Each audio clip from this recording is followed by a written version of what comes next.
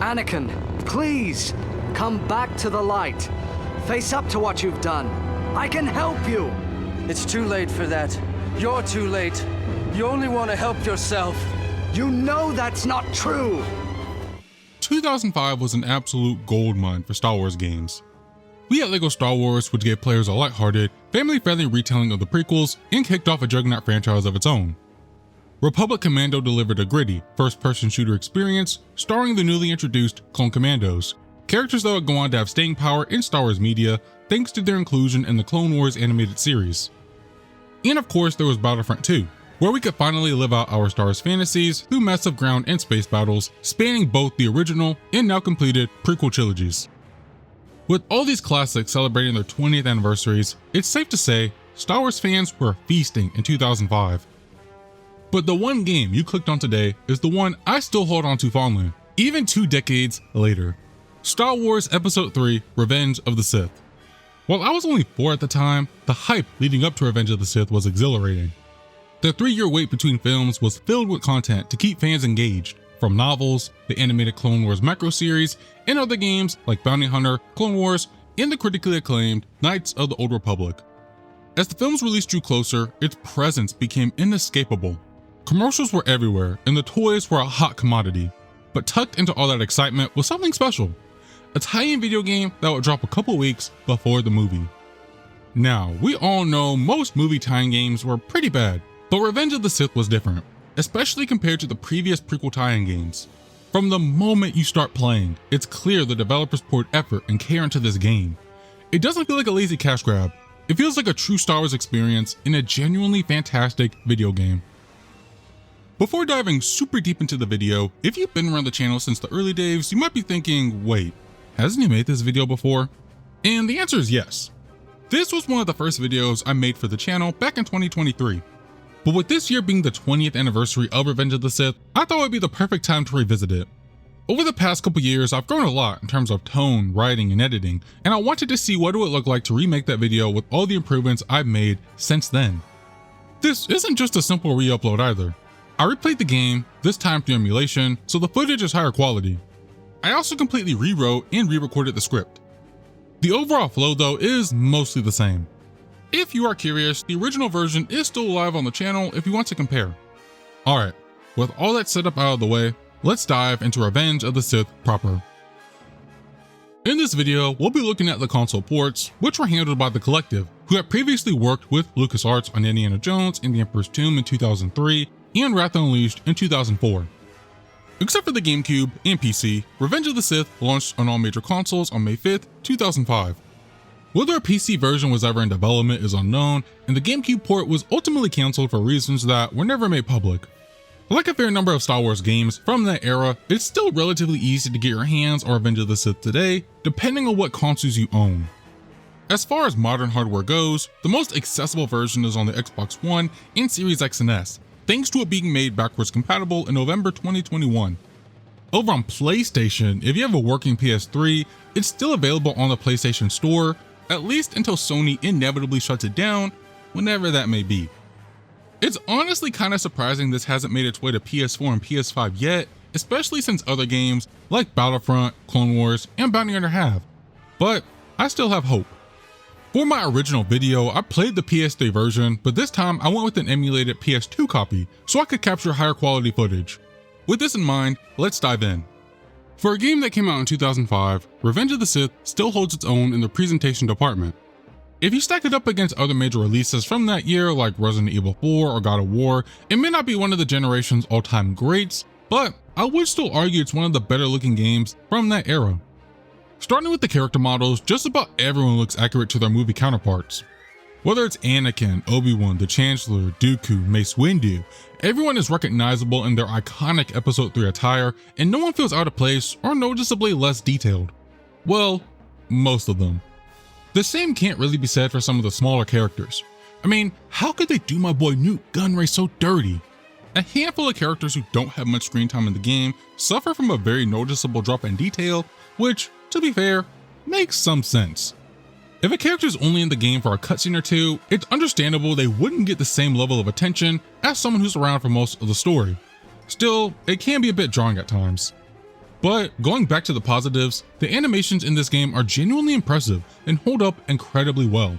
This is especially true during combat and cutscenes. Nick Gillard, the stunt coordinator and fight choreographer for the prequel trilogy, spent a week with the animation team to train them in the art of lightsaber combat. And it wasn't just flashy swings and flips. It was down to the little things, like how to properly hold a lightsaber. You can really tell how much that attention to detail paid off. Hayden Christensen was also involved during the process and offered additional insight, not just as an actor playing Anakin, but also as a gamer. On top of advising the animators on lightsaber techniques, thanks to his extensive training for the film, he also helped them understand how Anakin's fighting style evolves as the story progresses. All this work shines through. The lightsaber moves are flashy and fluid, especially when pulling off special attacks or engaging in a duel with another Force user. It feels like something you would genuinely see in the films. The cutscenes though, those are on another level. They're one of the standout elements that stick with me every time I revisit the game. One moment that always comes to mind is in the mission Peril in the Elevators, when Anakin jumps onto an elevator and stumbles slightly as he lands. It's such a small touch, but it adds a surprising amount of authenticity. Details like that show just how much effort the animation team put into making these characters feel believable. And speaking of cutscenes, Revenge of the Sith includes a little over 12 minutes of actual footage from the movie. Yeah, you heard that right. 12 minutes. 12 minutes. That may not sound like a lot in the grand scheme of things, but as a kid, I loved seeing real movie clips pop up and tie in games. It wasn't super common though. The only other one I remember doing that was the Incredibles tie-in game. Now, of course, this was 2005, so the video quality is pretty compressed, which is especially noticeable nowadays in the world of 4K and HDR, but it never really bothered me. These clips typically play at the start and sometimes end of each mission and are integrated pretty well. Some cutscenes tweak the original dialogue and use completely different music than what's heard in the film. General, we found the Jedi. They're in hallway 328. General, we found the Jedi. They're in hallway 328. Activate ray shields! But those are just minor things coming from someone who's seen this movie a lot. The transitions between film footage and in-game cinematics, or the actual level, are almost seamless. The only time you'll encounter a loading screen is if you skip the cutscene, but they're surprisingly quick. A couple of clips even feature alternate camera angles from what you see in the movie, and the one that plays before the Dooku fight includes a couple seconds of footage not present in the final film.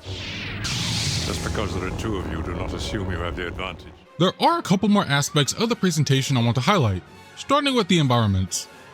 While the levels themselves are linear, they're packed with detail and thoughtfully designed. Locations like the Invisible Hand in the game's opening levels and the Jedi Temple look genuinely stunning. Even when multiple levels take place in the same areas, it is rare that you'll find yourself revisiting identical spots. This helps larger environments, like Utapau, feel just as expansive and impressive as they should be. What continues to surprise me, even after a dozen playthroughs, is the dynamic backdrops. There's always something going on in the distance, such as Republic gunships firing on the Jedi Temple, or large-scale battles unfolding across Utapau. These elements might seem minimal in the grand scheme of things, but they do a fantastic job of selling the scale of the environments. Next up is the sound design, which is incredibly important to me in any Star Wars project. Starting with the voice cast, the only actor to reprise their role from the films is the late Alethea McGrath, who played Jocasta Nu in Attack of the Clones. Everyone else is primarily pulled from the 2003 Clone Wars microseries. We've got James Arnold Taylor as Obi-Wan, Matt Lucas as Anakin, Corey Burton as Count Dooku, Terrence C. Carson as Mace Windu, and Tom Kane as Yoda and Sindralig, plus a ton of other characters. Of course, this is all alongside a plethora of other talented voice actors, bringing these iconic characters to life. Pretty much everyone here delivers a strong performance, and if you played any Star Wars games released between Attack of the Clones and Revenge of the Sith, it helps to maintain a consistent feeling between games. In my original video, I remember calling out Matt Lucas' performance as Anakin, and in hindsight, I might have been a bit too harsh. Like I said then, he did a fantastic job in the animated series, and he does a good job here. He's really in his bag for most of the game, though there are still a few lines where the delivery feels a little weird. Nothing bad, just a bit awkward at times. I'm no longer the learner. It's your turn now. One detail I really appreciated was how his voice subtly shifts as Anakin falls deeper into the dark side. Lucas lowers his pitch and flattens his tone in certain moments, which I initially found odd. I have a message from Darth Sidious. Message? What message? This! But the more I thought about it, the more I realized it's mirroring how Vader speaks. A nice touch that adds another layer to his performance. As for the in-game dialogue, characters throw around a lot of quips during each level. These droids aren't getting any smarter. I'll make you eat that blaster. Your flesh is no match for your human might. How many do you have so far, Master?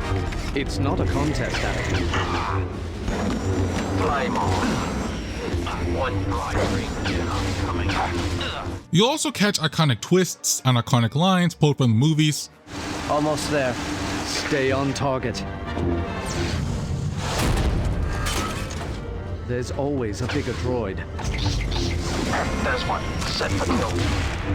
And there's even some great trash talk during boss fights that adds to the fun and occasionally got a chuckle out of me from how brutal it was. How is your heart? Add your lightsaber to my collection. When you're really ready to fight, let me know. Be careful, Anakin. You're running out of limbs. I should have left you on Tatooine. Stepping away from the voice acting, the sound effects are spot on, with most pulled straight from the films. Lightsaber clashes, the hum as you swing through enemies, the whooshes of force powers are all instantly recognizable. Your rage will destroy you! You want to talk power? I know all about it. Give it up, old man. You talk. Each ability sounds distinct too, making it easy to tell them apart. The only sound that might throw you off is the Force lightning. It's not a one-for-one match with the films, but honestly, it never bothered me, and I probably wouldn't have noticed if I wasn't paying extra attention. Moving on to the music, while the game doesn't feature any tracks from Revenge of the Sith itself, it pulls music from the rest of the Star Wars saga and arranges it beautifully.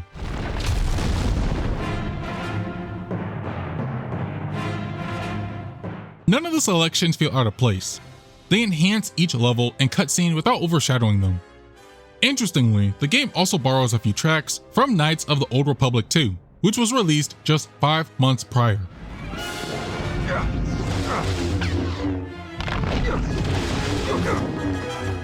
I originally pointed out one of these during the boss fight with Syndralic, but there are actually several tracks featured more prominently in the game's later missions. It's an unexpected choice, but it fits surprisingly well. Bringing everything in, the visuals, the sound design, and the care and execution makes it clear that the close collaboration with George Lucas during development really paid off.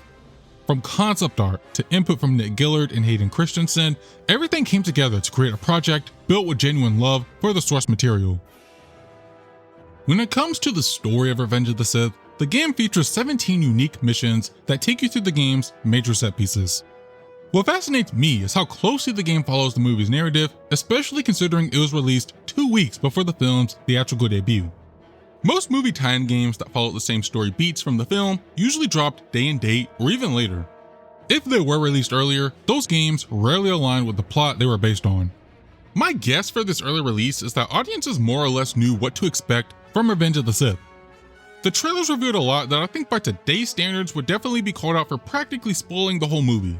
But to be completely fair, nothing is as wild as LEGO Star Wars, which dropped nearly a month earlier on April 5th, 2005. There of course were novelizations of the movie and the soundtrack for Revenge of the Sith, which also dropped weeks prior, so this was far from the only medium that told the entire story before the movie was released. I was curious if this was a big deal at the time, so I checked out a Reddit thread, and the consensus seemed to be, not really. Fans were more annoyed that the Phantom Menace soundtrack spoiled Qui-Gon's death a month before that movie even came out, which is valid. Getting into the game's plot, Revenge of the Sith doesn't go into nearly as much depth as the movies, which is to be expected. It really focuses on the big action sequences from the film. The game is also pretty short too. Even when I was taking my time, I was able to finish my main playthrough in around 4 to 5 hours. If you were lucky enough to pick this one up at the time, you could have experienced the story multiple times before seeing the movie even once. I won't dive too deep into the narrative since I assume most of you already know the film's story, but the game does skip over a few smaller details, which, again, isn't too surprising. However, all the big moments are here. There's multiple missions aboard the Invisible Hand to rescue the Chancellor, the showdown with Grievous on Mutapau, and of course the climactic duel between Anakin and Obi-Wan on Mustafar. Some of these events even play out differently than in the movie. For example, instead of Obi-Wan getting blasted off a cliff during Order 66, we fight through waves of clone troopers to make our escape. One of the earliest missions is even based on a deleted scene where Anakin and Obi-Wan are cut off by droids and forced to escape through a fuel chamber. Many of these changes and additions were welcome, offering something a little different from the movie. But the mission that sticks with everyone, myself included, has to be Anakin's raid on the Jedi Temple. Playing as Anakin to wipe out the Jedi Order is something we had only really experienced in other games, like Battlefront 2. However, the console version does omit certain scenes that are crucial to the movie's story. For players seeking a deeper narrative experience, the handheld ports on GBA and DS include additional moments such as Anakin being denied the rank of Master or informing Padme he's heading to Mustafar to end the war. This does bring me to one small nitpick. Padme is completely absent from the game, unless you count her shoulder making a quick cameo. I get that the story is centered on Anakin and Obi-Wan, but given how important Padme is to Anakin's downfall, it's strange that she wasn't included in at least one of the cutscenes pulled from the movie. If LEGO Star Wars can make it happen, surely it could have happened here. But I digress. The console version still delivers a fantastic experience that lets you fully play through the story of Revenge of the Sith. So what happens after the credits roll? Beating certain missions unlocks bonus levels that let us play as different characters. Of the 5 bonus missions, 3 are enemy gauntlets where you fight off waves as a Magna Guard, General Grievous, and Master Yoda. Nothing too wild, but fun little diversions. The 4th is a platforming challenge on Mustafar with Anakin. And the 5th mission lets you play as Darth Vader on the Death Star, dueling Obi-Wan Kenobi during the climax of A New Hope. It's a fun little inclusion and a satisfying way to bring their conflict full circle. But we cannot forget to talk about the game's alternate ending. After finishing the final mission as Obi-Wan and watching Anakin's full transformation into Darth Vader, you unlock an extra mission, this time playing as Anakin. Defeating Obi-Wan, we see that he indeed does not have the high ground and is killed by Anakin. He makes his way back to the landing platform where he is greeted by Darth Sidious with a new lightsaber. In another shocking twist, he kills Sidious and is now the new Emperor of the galaxy.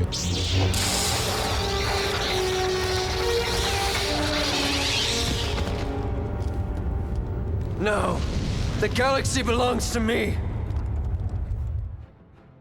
This moment was epic in 2005, and it's still epic in 2025. It was really the first time we saw a major what-if scenario play out in a core Star Wars story, paving the way for things like the alternate endings and DLC we would get in the Force Unleashed games. Stepping away from the single-player content, there's a decent selection of multiplayer offerings, all playable solo or via local co-op. First is a cooperative mode where you and a friend, or AI partner, battle through waves of enemies. It's fun in the moment, but I wish it were fleshed out a bit more. There are 3 missions featuring Anakin and Obi-Wan, and 1 starring Sarakito and her master, Sandralig. These take place on new maps, not seen in the base game, which was a nice touch. Still, I think the mode would have benefited from a few more missions, maybe even pulling maps from the story mode and letting us play as other characters like Mace Windu, Yoda, Dooku, or Grievous. Throwing in a boss fight or 2 would have been a great way to test how well 2 players could handle their own and more intense scenarios. Then there's Versus Mode, a one-on-one match where you face off against another player, or AI player, across various arenas pulled from the story. Standard fighting game rules apply, best of 1, 3, or 5 rounds. The combat system, which I'll get into in just a moment, actually works great for this setup. While most characters don't have deep combos like Anakin or Obi-Wan, they're all serviceable and can hold their own, especially if you're playing against the AI on a harder difficulty. What I found to be neat is that if both players choose the same character, one of them gets an alternate Jedi or Sith costume, which was a nice surprise and added an unexpected layer of polish to the mode. The gameplay in Revenge of the Sith is easily the game's strongest aspect, and something I want to dive into far more than I did originally. Combat is the name of the game here, as it's a hack and slash at its core. It's not as deep or intuitive as, say, Devil May Cry or Ninja Gaiden, but for a movie tie-in game, it has a surprisingly robust combat system. You've got your 3 standard attacks, a fast attack that's low on power but great for starting combos, a critical attack that's slow but lethal depending on the enemy, and a strong attack that strikes a nice balance between speed and power. These basic moves come together to create a fairly layered combat structure, especially later in the game when upgrades start to factor in. You also have your force abilities, which are mapped to the bumpers and triggers. These are your standard Star Wars powers: Force Push, Force Grasp, Saber Throw, and a basic healing ability. Anakin and Obi-Wan both start out with a Force Stun move, but it gets swapped out midway through the story when they go down different paths. Anakin gains Force Lightning, while Obi-Wan gets a Mind Trick ability. Blocking is another core component of combat. It's not integrated into any combos, and there isn't a noticeable parry mechanic during standard encounters.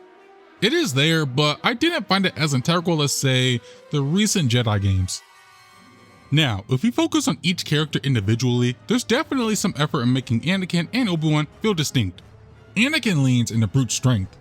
His attacks are powerful, aggressive, and sometimes a bit wild. His combos feature more complex saber spins and twirls, and as he falls deeper into the dark side, his moveset becomes more intense. On the other hand, Obi-Wan is all about speed and agility. His saber style is simpler and more direct. He doesn't have Anakin's raw power, so his playstyle relies more on precision and clean execution.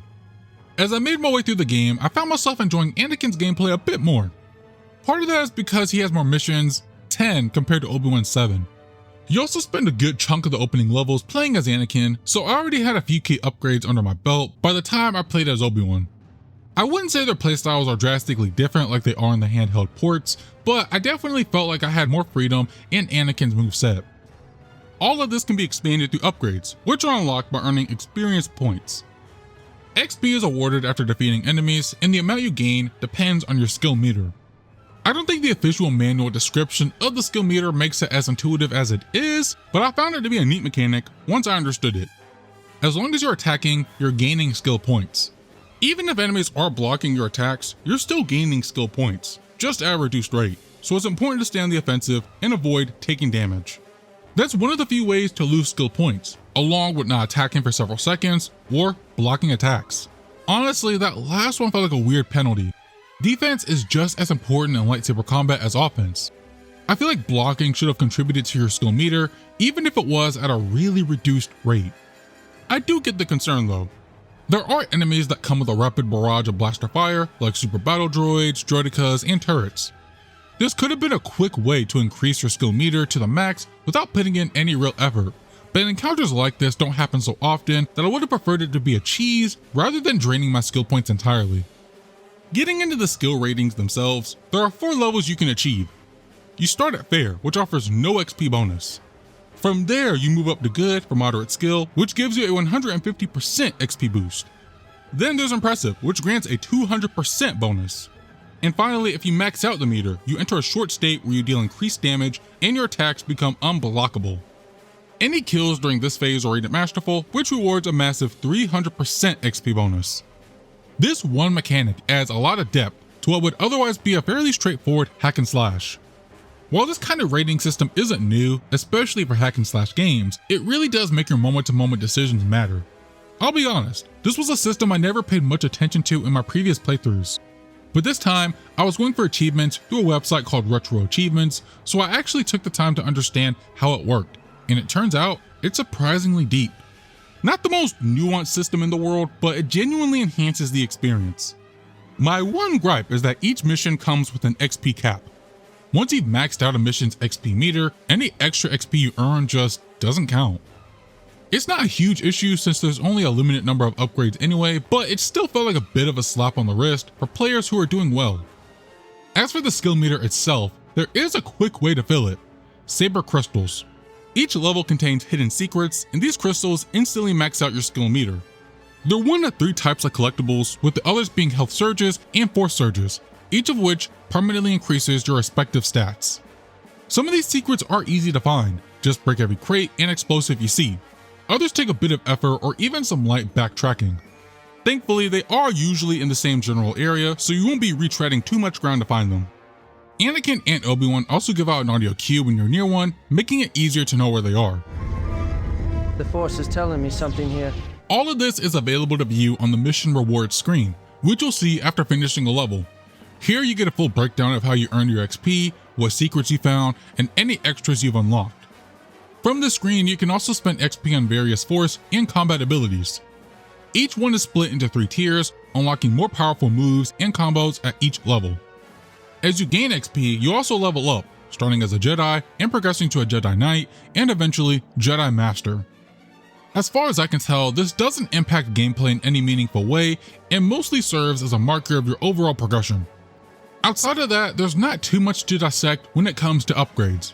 Like I said, everything has 3 tiers, with force powers getting additional buffs, like more healing from force heal, or the ability to stun more enemies with mind trick or force lightning.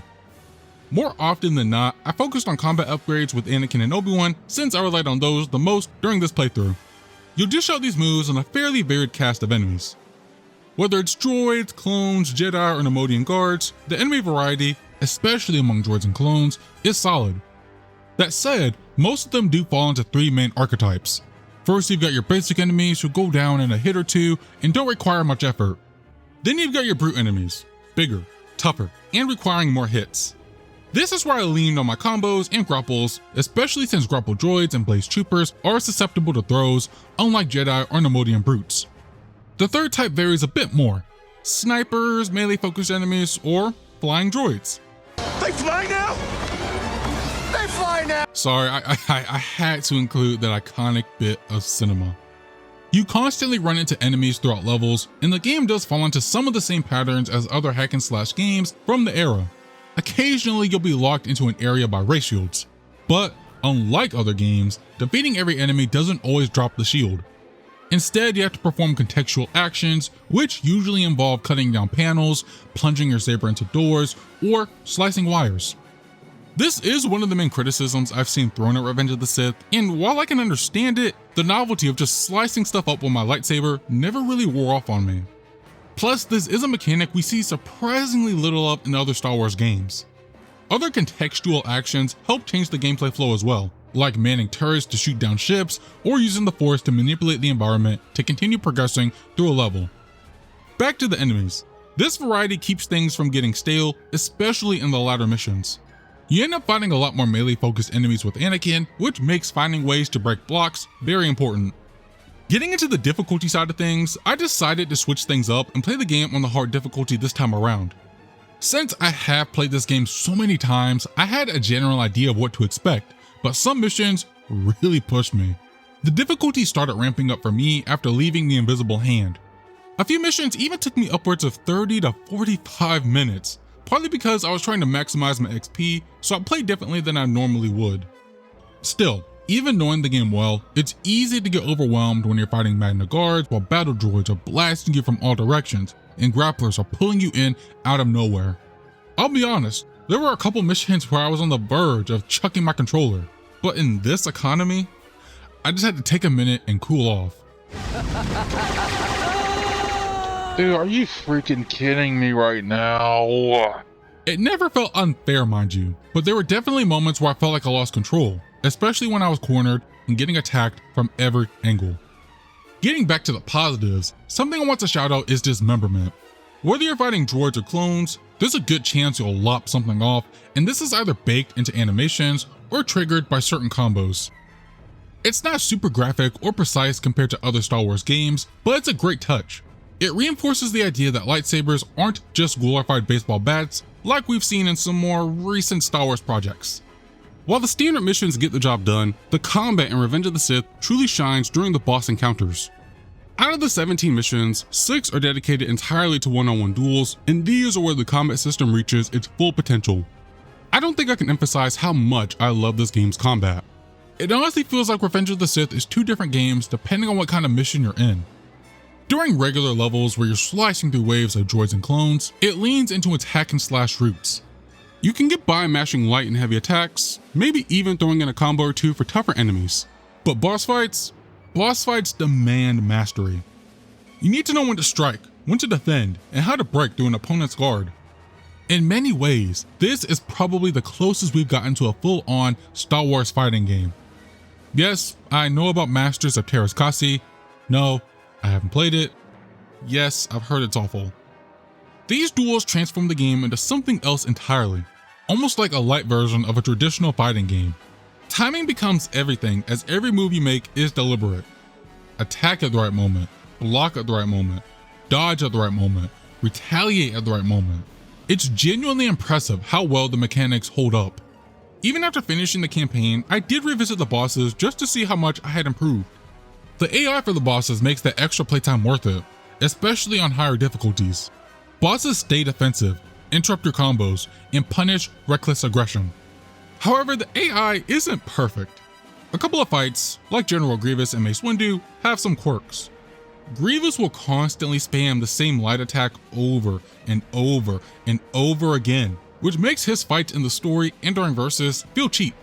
I know he was trained in our Jedi arts by Count Dooku, but this ain't it, Chief. It's a shame, as his fight during the story feels more dynamic in later phases, where he actually uses all 4 lightsabers. Mace, meanwhile, has a weird habit of stunning you and then just strafing back and forth while you're dazed. Not game-breaking, just weird. Boss fights also introduce exclusive mechanics that add more depth, offensive shunts and saber locks. Shunts are quick clash moments where you can knock your opponent back or duck their swing if you're on the receiving end. They're pretty tricky to perform but are easy to dodge once you know what you're doing. At first, I had no idea what to do if I got caught in one, so I just mashed every face button on the controller. Eventually, I learned from the manual that you only need to press the button you think your opponent is about to use, so I started spamming square and triangle during these moments. Saber locks require you to mash square and triangle to overpower your opponent. It might seem excessive, as I usually had to readjust my position on the controller to overpower my opponent, but I appreciated the breather it gave me to recenter and push for a comeback. Something I noticed during my achievement-focused playthrough is how awkward the skill meter can be in boss fights. In normal levels, it is easy to build the meter because you're mowing down groups of enemies. But in duels, you've only got one opponent. If you want a masterful or even impressive ranking for XP purposes, you have to fight flawlessly. However, blocking, like I mentioned before, drains your skill meter, and this is a core aspect of boss fights. This system creates a weird conflict, as you're encouraged to be stylish and precise, but punished for defending yourself, what you need to do to survive. There were definitely instances where I had to resort to cheesing tactics or spamming light attacks just to scrape by with enough XP to unlock all of Anakin and Obi-Wan's upgrades. Most players simply won't care, but for completionists, it's worth noting. I played this on hard, but since I've gone through this game dozens of times, most bosses weren't too bad. There were definitely some moments where I struggled, but none of it felt unfair. I say that, but the final 2 fights on Mustafar gave me the most trouble. I was trying to earn achievements that required finishing the fights without healing, so those last stages became tense, but doable encounters. Almost every boss fight is pulled directly from the movie, except for the fight against Sirakito and her master, Sindralig.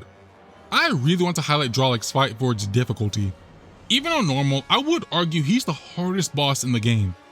He strikes fast, hits hard, and doesn't give you much time to recuperate. Over the years, I've always dreaded this fight. However, I did beat him on my first try this go round. We almost had that stab though. Oh, I cannot believe I did that. I don't know what got into me, but it felt incredible. One of my most memorable gaming moments in recent memory. The game also includes a few mini-bosses that break up the pacing in a good way. Obi-Wan's sections on Utapau, for example, gives you a fight against a couple of crab droids and even a shootout with an LA-80, which I thought were fun surprises.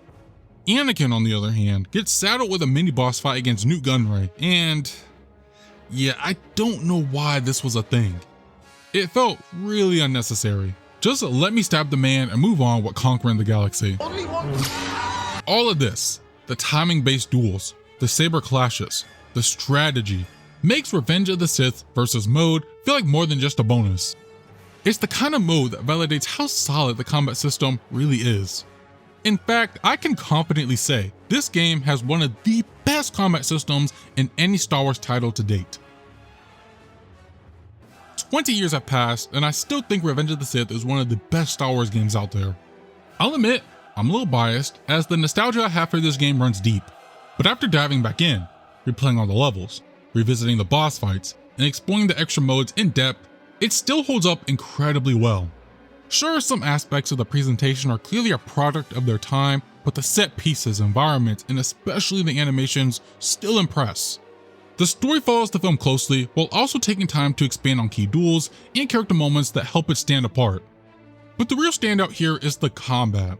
It's fast, weighty, and stylish, and honestly still rivals some Star Wars games released in the decades since. This game meant a lot to me growing up. I played it on my dad's Xbox, played the entire game on my cousin's PS2 without a memory card, and played it numerous times on my own. Coming back to it now, I'm glad to see it wasn't just childhood nostalgia. It's a special kind of movie tie-in game, and in an era where classic Star Wars titles are being ported to modern consoles, I'm really hoping this one makes the jump to PS5. It deserves to be remembered, and most importantly, played.